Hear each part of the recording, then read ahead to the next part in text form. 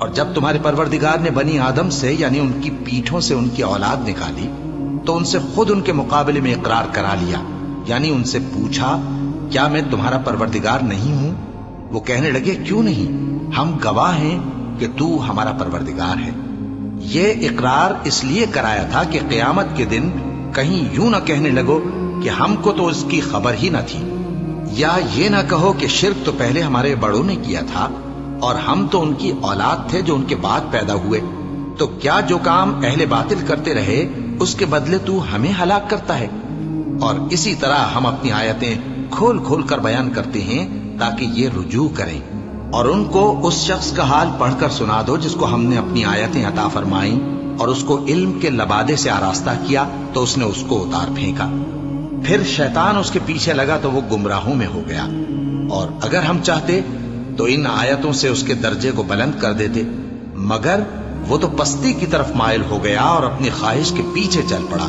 تو اس کی مثال کتے کی سی ہو گئی کہ اگر اس پر حملہ کرو تو زبان نکالے رہے، یا اسے یوں ہی چھوڑ دو تو بھی زبان نکالے رہے۔ یہی مثال ان لوگوں کی ہے جنہوں نے ہماری آیتوں کو جھٹلایا، تو ان سے یہ قصہ بیان کر دو تاکہ وہ فکر کریں۔ جن لوگوں نے ہماری آیتوں کی تکذیب کی ان کی مثال بری ہے، اور انہوں نے نقصان کیا تو اپنا ہی کیا۔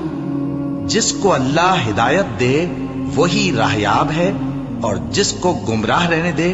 تو ایسے ہی لوگ نقصان اٹھانے والے ہیں۔ اور ہم نے بہت سے جن اور انسان دوزخ کے لیے پیدا کیے ہیں، ان کے دل ہیں لیکن ان سے سمجھتے نہیں، اور ان کی آنکھیں ہیں مگر ان سے دیکھتے نہیں، اور ان کے کان ہیں پر ان سے سنتے نہیں۔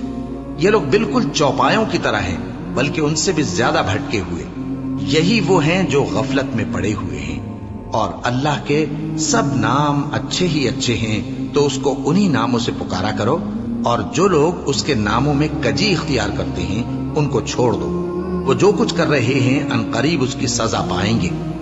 اور ہماری مخلوقات میں سے وہ لوگ بھی ہیں جو حق کا رستہ بتاتی ہیں اور اسی کے مطابق انصاف کرتی ہیں۔